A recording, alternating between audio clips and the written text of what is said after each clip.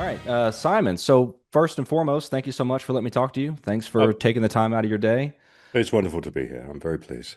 So I kind of wanted to start. I know we're gonna talk a lot of Avatar, but I wanted to start with you and where you started with composing. What brought you to that? What caused you to grow up and go, I'm gonna do composing. This is what I want. This is what I want to do with my life. I was 13 years old. I walked into my school, I'd gone from the sort of the lower school to the higher school, and the higher school had a theater, and then the theater had a control room, and I walked in there, and there was a tape recorder, and that was it. Okay. I knew exactly what I was going to do with the rest of my life. And basically, that's been it. It was an evolution. I knew that I sort of knew I wanted to get to film composing, but I initially thought I wanted to be a record producer. Okay. And I wrote to the BBC when I was 13 and said, how do I become a record producer? So this was the only thing. And after going to college, I went straight down into London and started working in recording studios in London. And I was working in a tiny, tiny studio. And they got one of the first music computers. And it was a small thing. The great thing about it was it kept breaking down. And the breaking down meant that I had to go back to the distributor to get it repaired. They also distributed a thing called the Synclavier, which was the world's biggest music computer at the time. Okay. And the distributors recommended me to Trevor Horn, who was the biggest record producer at the time in the world. So I went and met Trevor Horn. I started working for him, and I was his key, his Synclavier programmer for a while. And then from then I went freelance. Then I got somebody saw me in America. An American engineer saw me, said you should come to America. So I came to America. I became initially a session musician. Then I became a record producer in America. And then I started becoming an arranger in films, started working on films with, first thing I did was the soundtrack to Dances with Wolves. And and it went on from there. Okay. No, that's great. So I know you've done film. Film is where you primarily like to live, but you have a lot of record producing credits as well, right? I believe on All Music I have 400 albums. Now a lot of those are sort of like greatest hits as well. So but there's probably 150 to 200 albums that I've worked on over the years and singles and stuff like that. Yeah, I did lots and lots of records. Yeah. So even with diving into records, even with, doing that side of it, film just remained that was it. That was where the passion was. It's also, yes, and I think the thing about it was um, records have changed over the last few years. They have to. It's pop music is meant to evolve. Right. And I looked at the records that have been made and started to be made in about sort of 10, 15 years ago, and they no longer interested me the way that I had been before. I found there was a bit too much of this sort of that everything was getting focused in on a particular style. Um, it was feeling a bit regimented, and I had and I felt like the thing about film music is there are no rules. Okay. So there's no rules about what tempo I'm at. There's no rules about what time signature I'm in. No rules about what instruments I might use or voices or anything. All of those things are down to what the film tells you, and every film is different. And so you get a different set of challenges with every movie. And that was exciting in the way that I found that records were becoming more and more the sort of same variations of things. And that was interesting me less.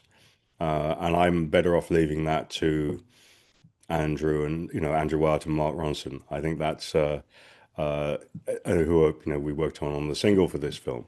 Um, I took an active choice not to be involved in the production of this. I decided it was time to let the other people handle that. Okay. So, it's interesting you talk about how much more freedom and how much more, I mean, maybe control is the wrong word, but how much more you can put into a film score. You did Seven, right? You worked on the score for Seven, and so much of what I think. I mean, there's a ton of stuff you can praise about Seven, but so much of what made it what it was, I feel like, is the atmospheric music, is the score that goes underneath and really drives how the audience is feeling. Where did you go to kind of get that? Because that's a dirty, it's kind of a dirty, nasty movie, right? Well, that was my Howard Shore was the composer. I was working for him, Okay, and I was the guy who was in charge of the dirty, nasty side of this. So what Howard asked me to do was to make a score that he we wanted you to feel that unease at all times. And I'll give you an example of what I found was I took the sound of squealing brakes okay, and I sampled them across the keyboard. And I played all the violin parts with squealing brakes so that you have a real orchestra playing violins, but the violins are also being supported by squealing brakes the whole time. got it. And it just gives you this squeaky, the sound. It's almost like if I could have used blackboard chalk, fingers across a blackboard, I would have done it Yeah. as well. But it's those vibes. I did things like putting the orchestra through a fuzz box to give that distortion edge on some of the sounds. It was that we processed the orchestra so that it never felt normal and that everything was just off. And that was the important part of this is that you think, you look at the way that Fincher had shot it, and it is, I mean, it's still an absolute masterpiece. I'm very proud to have worked on it. And the interesting, I mean, it's the only film I've worked on where I used to bring it home with me in my head, where I couldn't shake it. It gave me bad dreams for a while because there's a version of the film that is not in the final that was a lot worse than what we see. Oh, sure. Yeah. And so you go through and you probably, compose or produce or work on music for, what, 7, 8 hours of what might be the film, and then it gets cut down in the editing room and you kind of adapt from there. Usually by the time we've got to the compositional stage, it's shorter. I mean, there are times when, it's like 4 hours long or something like that. But say Titanic, the first time I came on to Titanic, James Horner was composing that, and I was the first time I worked with James Horner. Titanic was 5 hours when the first cut I saw of Titanic, but there had been much longer versions of that. The On Avatar 3, the first versions that we started, I started working on Fire and Ash were probably closer to 4 hours. Okay. And then it's like a concertina. It sort of goes in and out. There are bits which disappear, it gets shorter, and then there are bits that come back. Or there are also things where you're shuffling the cards. And so a piece that is over here suddenly ends up over here. And that's a constant battle with trying to make sure that your music is becoming like somebody chopping up spaghetti. And Hmm. you have to then try and put the spaghetti back together again after it's been chopped up. And that's part of the skill of composition and of the process of making film music. It's constantly you're moving, everything is moving around, and what you thought you'd written now becomes something completely different. It's that thing where if you go, man goes through door, man shoots other man, man runs out of door, man gets in car. And you've written your music that way. Then they edit it. Man gets into car, find body on the floor. Flashback to man going through door, man shoots man. Right now you have a completely different thing, and now your music has ended up. Everything you did to build to the man getting in the car is completely wrong because the man Sure. getting in the car is now the first thing, not the last thing. And Right. so you have to now then decide how do you build your tempo so you then rewrite it. And that's a normal part of film composing. Do you ever find yourself getting overly attached to a certain piece of music that then maybe corresponds with a scene that gets cut and you're like, well, this piece was too good. I need to find a spot to fit this back in somewhere? Or do you just have to say, yeah, Sometimes, it's but gone I'm now? pretty good at setting my children free. Um, I like uh, it. you have to just accept that. The film, your music is just stuff for the spaghetti machine. Sure. And then how the spaghetti gets remade is up to the director and to the film. So we'll hit Avatar. Yeah.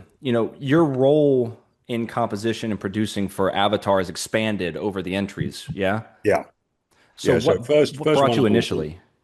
James Horner, we had bumped into each other maybe a couple of times after Titanic.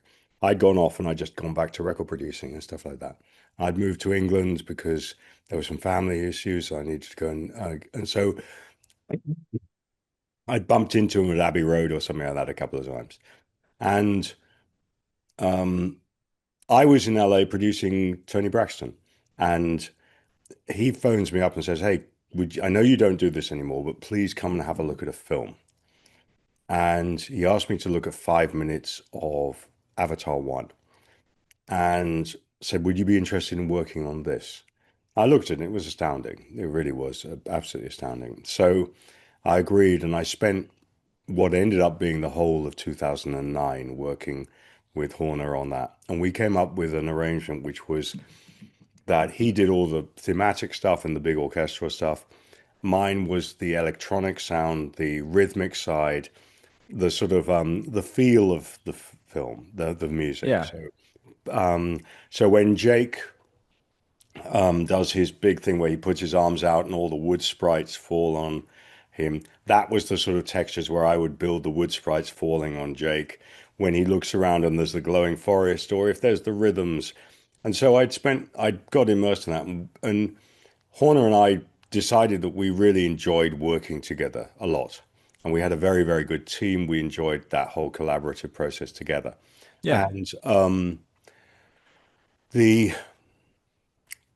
then in 20, we continued to do other films together. And I was continuing to do this thing where I'd moved now, we'd evolved my role to be score producer, I think is the technical, where he would write the themes and I would produce the scores. And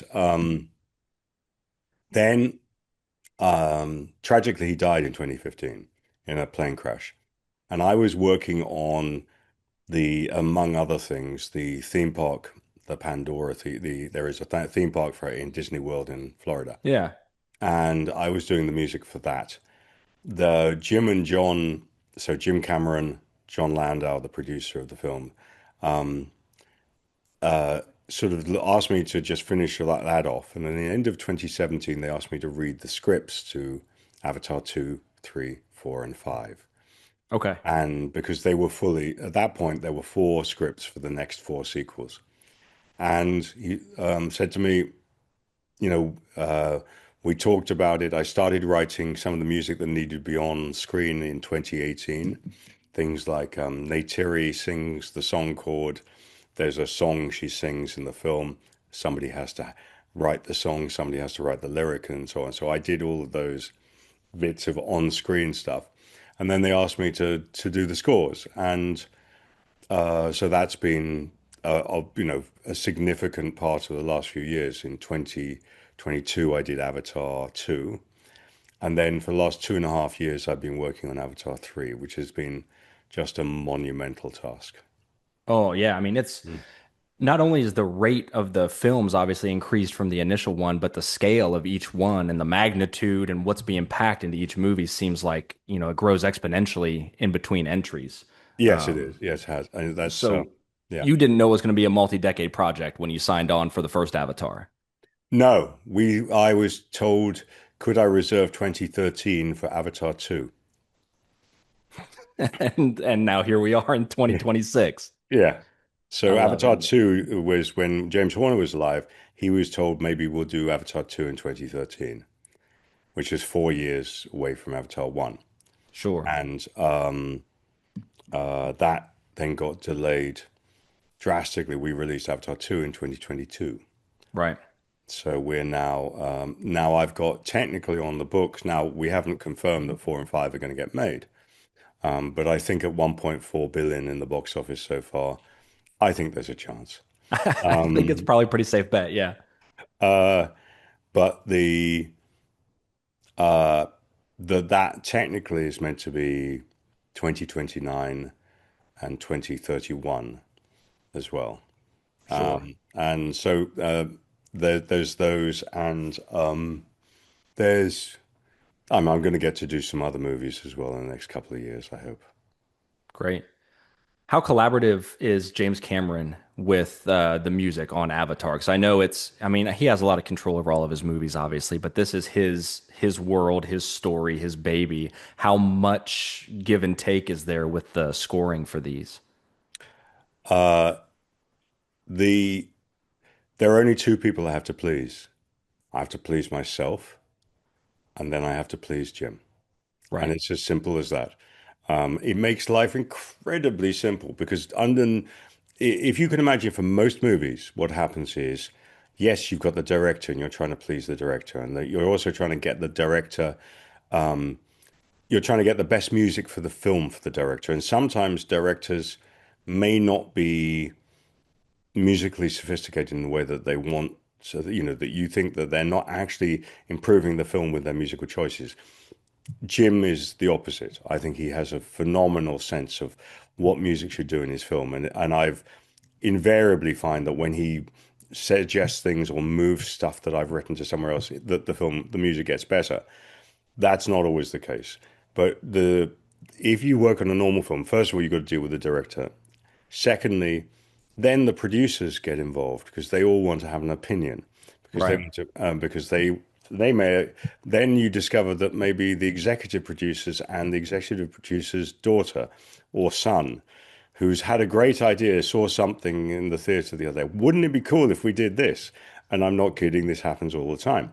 And then the film company comes in and says, no, actually, you know how the director wants you to use a 5,000 piece orchestra with 300 singers from Mars? You've actually got the money for a kazoo and three banjos.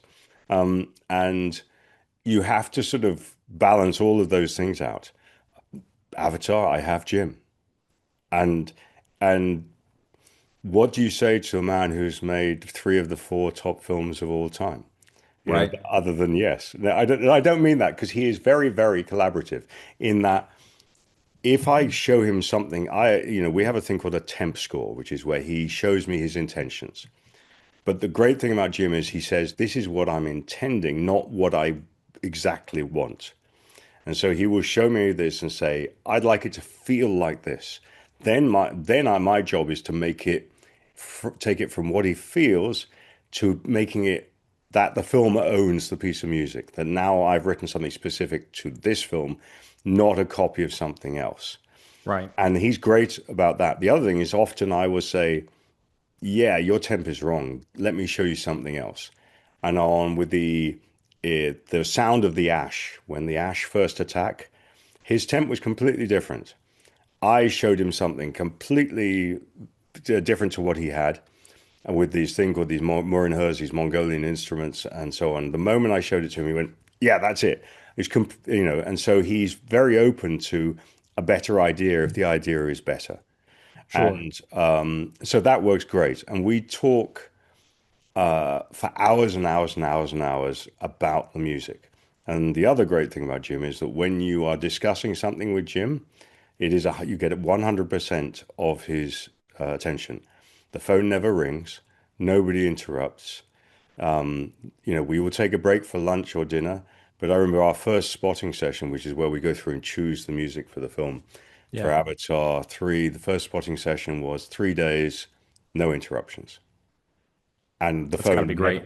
the phone never rang in 3 days. Yeah, And that's something that nobody else is able to do. that makes sense. Yeah. So when you're talking about making the music and you're talking about collaborating on it, with the Avatar movies, the score feels like it is almost its own character.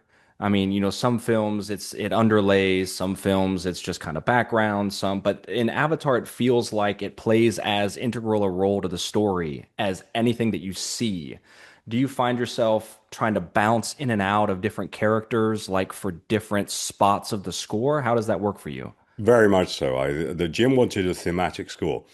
And part of that is that he wanted me to provide things that we associate with characters or places, so that he felt, that so that if I now have themes for the family. We have heroic Jake, we've got Loak, we've got Varong, our new warrior queen, we've got the Ash, we've got the RDA, who are the baddies, because we didn't have, for instance, an Imperial March sort of thing.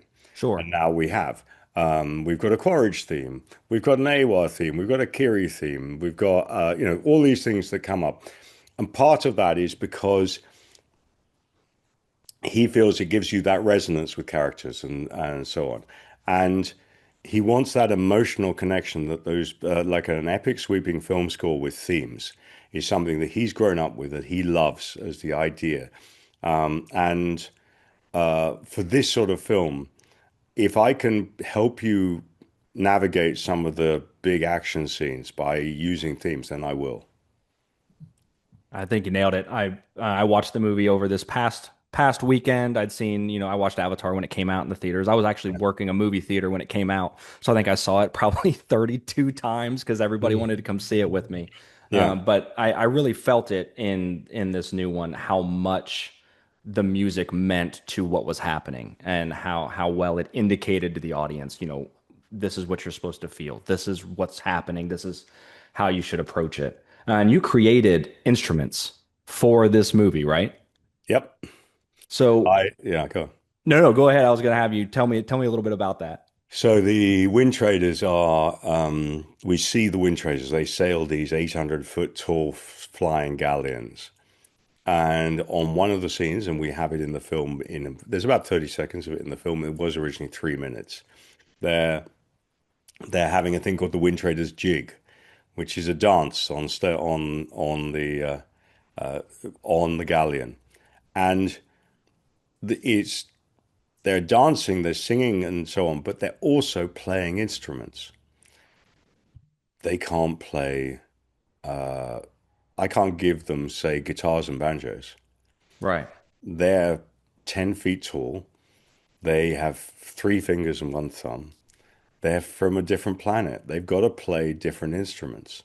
And so I had to design instruments that the wind traders would play. So I looked around, I looked for analogs on Earth to things, and I found some variations that I then, I looked at various strings instruments because I needed something strung for this, and I need some drums.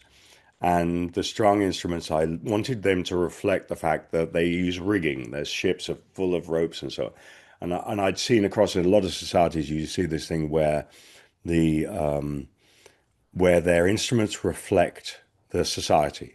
Hmm. It's not uncommon. And so I did a thing where I made a ropes, like a rigging, where they had a strung instrument that would hang over their shoulder. Then they would play like this with strings and go through this like this, Sure. and and so on. And there was another one which was using a various sort of like a slide, almost like a berimbau type instrument. And I designed them, roughly sketched them out, gave them to the art department, who then made beautiful 3D renders, because we need to have a 3D render that we can have in the film, because obviously as the camera's moving around, you can't just have a flat instrument. The instrument's got to actually exist in 3D. But if it exists in 3D, then an actor has to play it, Yeah. because we don't animate in Avatar. We only capture performances. So there were musicians and actors on stage who needed to be able to play these instruments. So the prop master, Brad Elliott, then printed them out, and they're beautiful. And we have 3D printed instruments that we then used in the film, and the sound of them is in the soundtrack. That's awesome. It's such a neat thing to have your name on too. Like, I Yeah, worked yeah, on this movie and we created an instrument for the movie and yeah, now it can carry on and into future. yeah. That's great. Well, thank you so much. I really appreciate you taking the time to talk with me. That's really all I've got. This has been super enlightening into a bit of the process and everything to do with Avatar and your career. I think it's been really cool, and I really look forward to seeing Avatar 4 and what comes to light with that. Well, Avatar 4 is very different. Sure. It really, Avatar 2 and 3 were a pair, an A and a B. Okay. But they were continuation of the same story. Four goes into whole different places. I'm really excited to see it. Yeah. Excellent. Very nice to speak to you, Tyler. Nice to speak to you too, Simon. Thank you so much. Bye bye.